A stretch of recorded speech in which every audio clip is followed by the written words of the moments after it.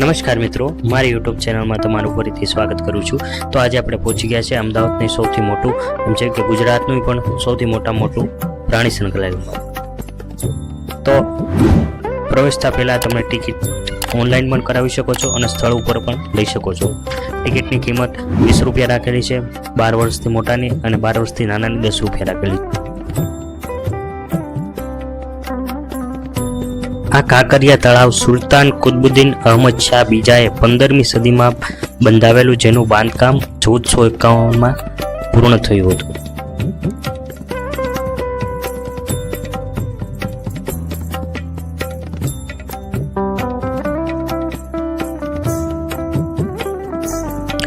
એકવીસ એકરમાં ફેલાયેલ કમલા નહેરુ પ્રાણી સંગ્રહાલયનું નિર્માણ 1951માં રૂબેન ડેવિડ દ્વારા કરવામાં આવ્યું હતું। આ પ્રાણી સંગ્રહાલયને 1974માં એશિયામાં આવેલું તમામ પ્રાણી સંગ્રહાલય પૈકી શ્રેષ્ઠ ગણવામાં આવ્યું છે। તેમાં 450થી સસ્તન, 2000 પક્ષીઓ, 140 સરીસૃપો પ્રાણીઓનો સમાવેશ થાય છે। તેમાં વાઘ, સિંહ, અજગર, સાપ, હાથી જેવા જંગલી પ્રાણીઓનો, રીંછસર, વાંદરા, મોર, હરણો, ચિકારો, ઈમુનો પણ સમાવેશ થાય છે। રૂબેન ડેવિડને 1974માં પ્રાણી સંગ્રહાલય માટે પદ્મશ્રી એનાયત કરવામાં આવ્યો હતો।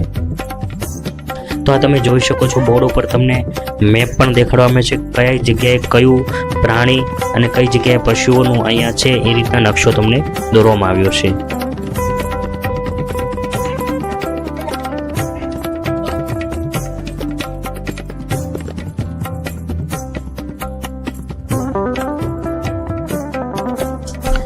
આ તળાવ કૃત્રિમ રીતે બાંધવામાં આવ્યું છે। કિનારાની લંબાઈ 3.15 કિલોમીટર રાખવામાં આવી છે। ટાપુઓ નદીના વાડી પર છે। રહેણાંક વિસ્તાર અમદાવાદમાં આવેલું છે। તમે જોઈ શકો છો, અહીંયા તમને કાયદો પણ લાગુ કરવામાં આવ્યો છે કે અન્ય પ્રાણીઓને, જે કે પ્રાણી સંગ્રહાલયના તમામ પ્રાણીઓને તમે છંછેડશો કે આ જાળી કૂદીને એની પાસે જવાની સખત મનાઈ રાખવામાં આવી છે।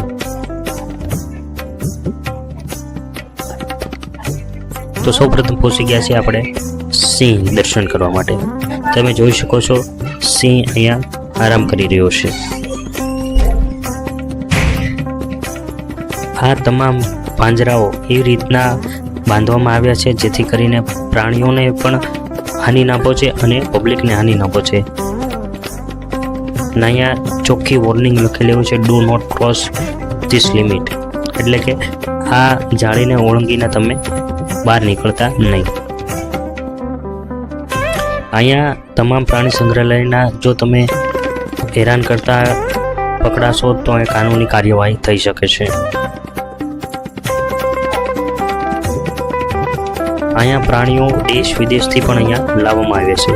શિયાળની વાત કરીએ તો શિયાળ વિશે પણ અહીંયા તમને ઘણી માહિતી મળશે અને શિયાળ વિશે તમને ઘણું બધું સમજાવશે, એનો ખોરાક, એની લંબાઈ, એનું જન્મ કઈ રીતના, તો તમામ માહિતી અહીંયા લોકોએ દર્શાવવામાં આવે છે। ત્યારબાદ આપણે સિંહની વાત, વાઘની વાત કરીએ તો વાઘ એક એવું પ્રાણી છે કે જે માનવ પક્ષી પ્રાણી તરીકે ઓળખવામાં આવે છે। તમે જોઈ શકો છો, વાઘના દર્શન કરી શકો છો।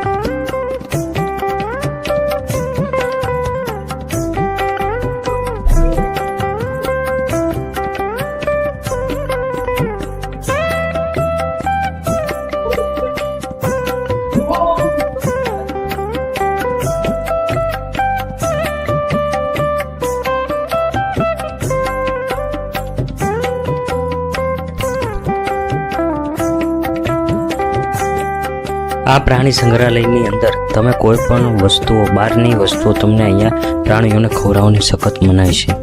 ત્યારબાદ આપણે આગળ વધીશું તો તમે જોઈ શકો છો, અહીંયા સિંહના દર્શન પણ તમે કરી શકો છો।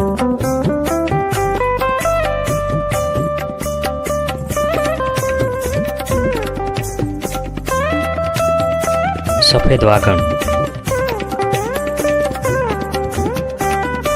આ સફેદ વાઘણ અહીંયા પણ રાખવામાં આવી છે।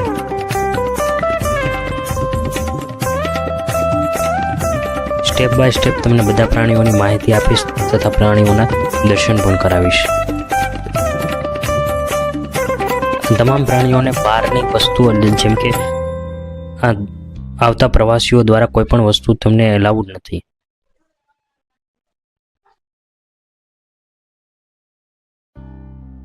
આ કાંકરિયા તળાવની અંદર તમે દાતા તરીકે દાન પણ આપી શકો છો અને દત્તક પણ લઈ શકો છો. ત્યારબાદ આપણે આગળ વધીએ તો હાથીના દર્શન કરીએ, જે હાથી ઓડિશાથી લાવવામાં આવ્યો છે. ખાવાની વાત કે લીલોતરી ખાય છે અને ઘાસચારો ખવડાવવામાં આવે છે. આ હાથીને પણ દત્તક લીધેલો છે.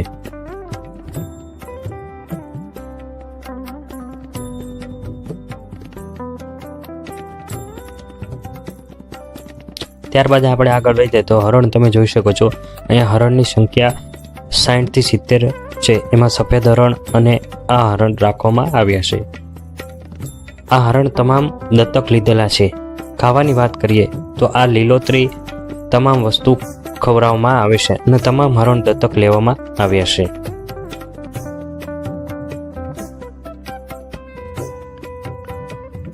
ત્યારબાદ હિપોપોટેમસની વાત કરીએ તો હિપોપોટેમસ અહીંયા 2 રાખવામાં આવ્યા છે, નર અને માદા.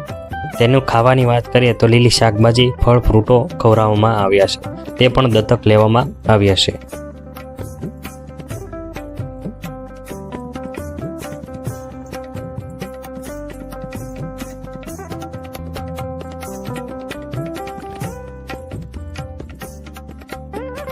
ત્યારબાદ આપણે આગળ વધીએ તો હરણની વાત કરીએ તો આ હરણ શિંગડાવાળા હરણ કહેવામાં આવે છે, જે નર જાતિમાં કહેવામાં આવે છે. આની ખાસિયત એ છે કે આના હરણના સ્પ્રે સુગંધિત બનાવવામાં આવે છે. ખાવાની વાત કરીએ તો લીલો ઘાસચારો ખવડાવવામાં આવે છે.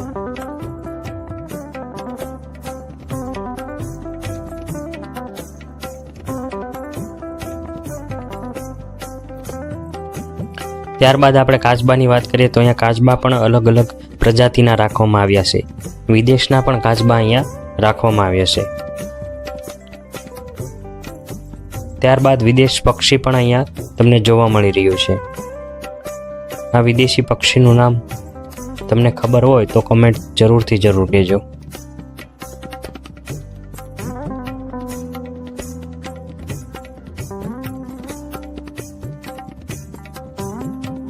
આ વિદેશી પક્ષીનું શાહમૃગ તરીકે ઓળખવામાં આવે છે, જેનું ઇંગ્લિશ ઈમુ કહેવામાં આવે છે.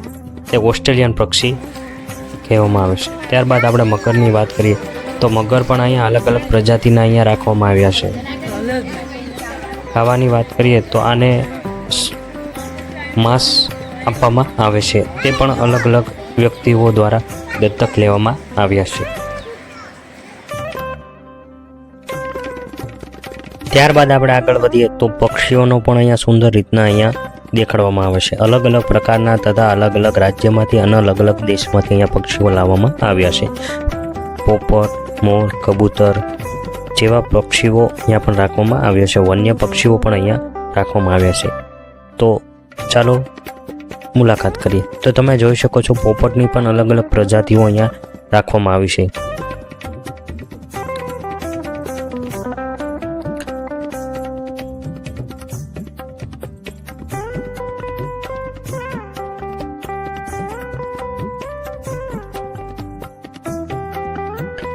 ઓસ્ટ્રેલિયા, આફ્રિકા, ન્યૂઝીલેન્ડ આ તમામ દેશ વિદેશથી અહીંયા પક્ષીઓ રાખવામાં અહીંયા આવે છે. આ તમામ પક્ષીઓની આયુષ્ય 5 વર્ષથી લઈને 10 વર્ષ સુધી હોય છે.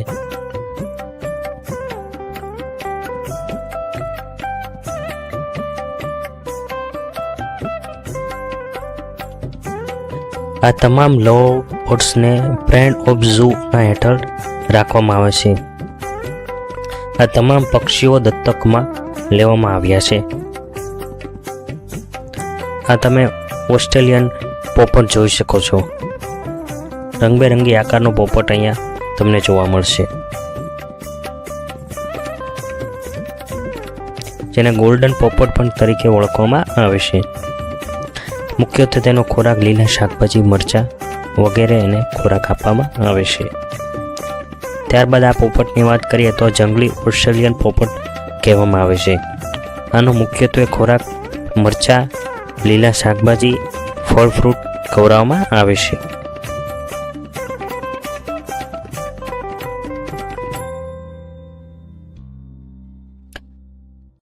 ત્યારબાદ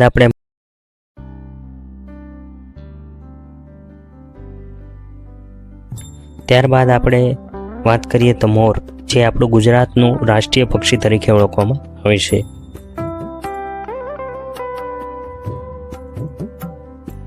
મોરનો મુખ્યત્વે ખોરાક દાણા નાખવામાં આવે છે. ત્યારબાદ શાહમૃગની વાત કરીએ તો આ એક ઓસ્ટ્રેલિયન પક્ષી કહેવામાં આવે છે. તેનો મુખ્યત્વે ખોરાક લીલા શાકભાજી અને તથા પપૈયું આપવામાં આવે છે. અને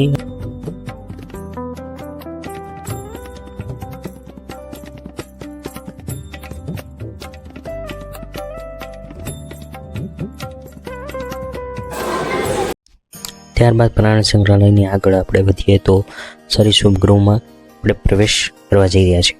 અહીંયા તમને એનાકોન્ડા, ગ્રીન એનાકોન્ડા, અજગર, ભારતીય અજગર, ધામણ વગેરે તમને અહીંયા જોવા મળશે.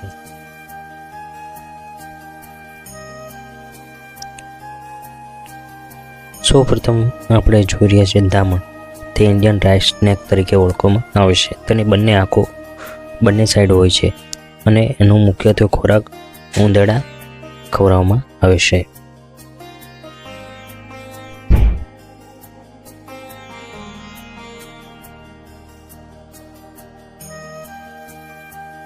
ત્યારબાદ આપણે ગ્રીન એનાકોન્ડા, જે બિનઝેરી તમને જોવા મળી રહ્યો છે. નિવાસસ્થાનની વાત કરીએ તો સાઉથ અમેરિકાના એમેઝોન તથા ઓરિનોક નદીના તટમાં અહીંયા જોવા મળે છે. કદની વાત કરીએ તો 3 થી 9 મીટર સુધી તમને અહીંયા પહોળાઈ જોવા મળે છે. ત્યારબાદ આપણે કોબરાની વાત કરીએ તો આ સૌથી ઝેરી કોબરા તમે જોઈ શકો છો.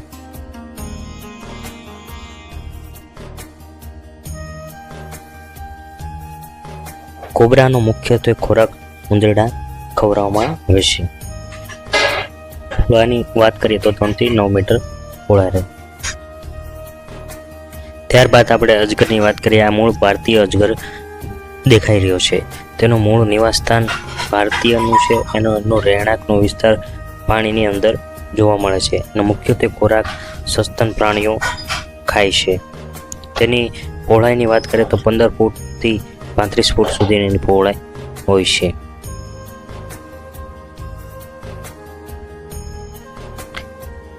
તે મોટા પ્રાણીઓને પણ શીખ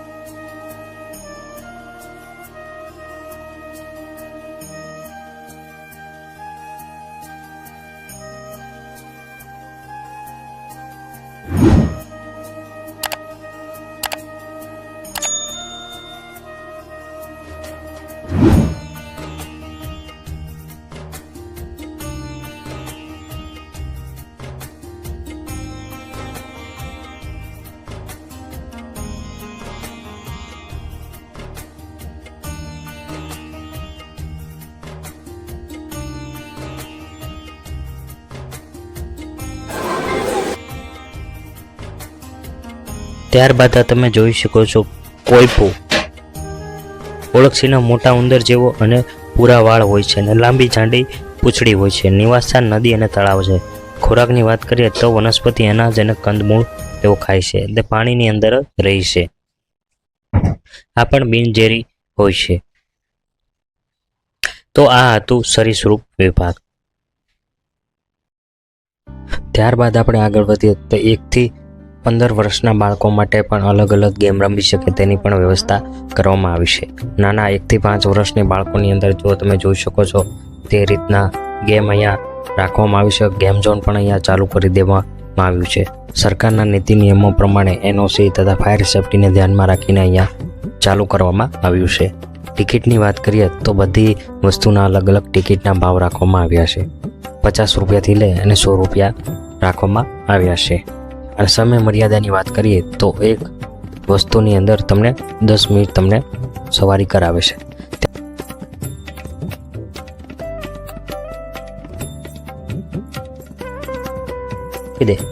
ત્યારબાદ આપણે આગળ વધીએ તો હોરર હાઉસ, જ્યાં અહીંયા ભૂતનું એક સિનેમા તરીકે ઓળખવામાં આવે છે.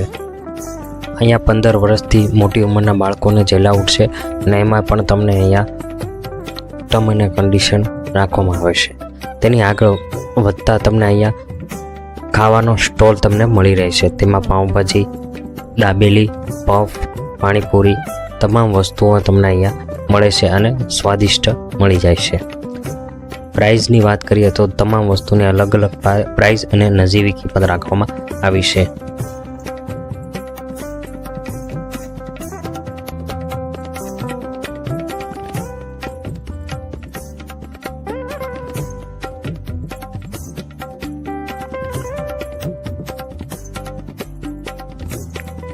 ત્યારબાદ આપણે આગળ વધીએ તો એમ્યુઝમેન્ટ પાર્કમાં મુલાકાત લઈએ. એમ્યુઝમેન્ટ પાર્કમાં તદ્દન ફ્રી એન્ટ્રી રાખવામાં આવી છે. તે પ્રથમ ફ્લોરની અંદર તમને અહીંયા જોવા મળે છે. અલગ અલગ રાઇડર અલગ અલગ તમને અહીંયા જોવા મળે છે. સરકારના નીતિ નિયમ મુજબ તમે જોઈ શકો છો અહીંયા એનઓસીથી ફાયર સેફટી તમામ વસ્તુઓ અહીંયા ધ્યાનમાં રાખીને અહીંયા શરૂ કરવામાં આવ્યું છે. આ એમ્યુઝમેન્ટ પાર્કની અંદર ચકડોળ, હોડીઓ, હિંચકા, હેલિકોપ્ટર તમામ રાઇડરો અહીંયા ચાલુ કરવામાં આવી છે.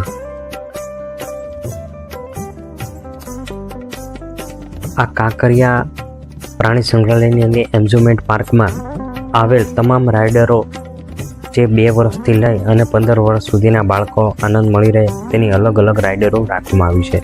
અને એનાથી મોટા વ્યક્તિઓ માટે ચકડોળ, હોડીઓ તથા એની પણ અલગ અલગ રાઇડરો અહીંયા અલગ રાખવામાં આવી છે.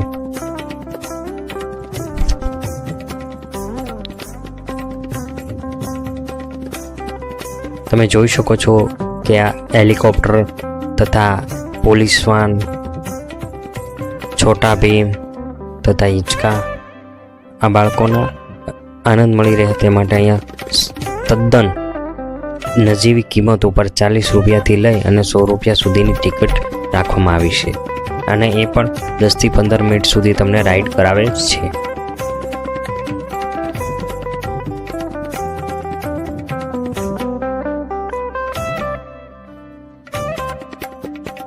ત્યારબાદ તમે જોઈ શકો તો આ સ્ટીકર કાર જે તમને અહીંયા પોતાના ડ્રાઇવિંગથી ચલાવી શકો છો. તેની ટિકિટની વાત કરીએ તો 70 રૂપિયા પર પર્સનની રાખવામાં આવી છે. 15 મિનિટ જેટલો સમય અહીંયા તમને અહીંયા ચલાવવામાં આવે છે.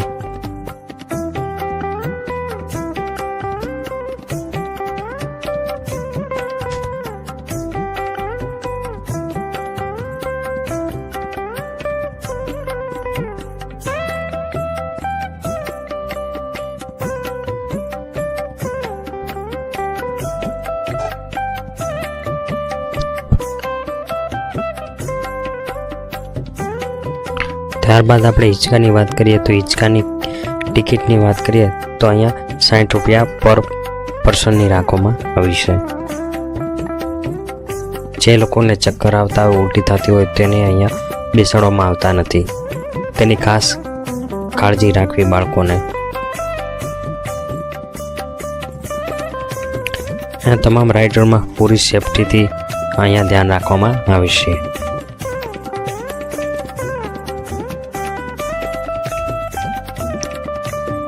બાળકોને આનંદ મળી રહે તે માટે અહીંયા સઘન અતિ સુંદર વ્યવસ્થા કરવામાં આવી છે.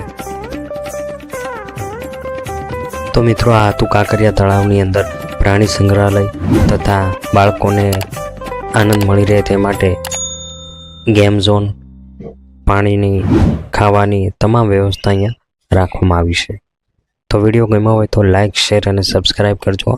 નવા વિડીયો જોવા માટે અમારી યુટ્યુબ ચેનલ પર બન્યા રહો. મળીશું નેક્સ્ટ વિડીયો.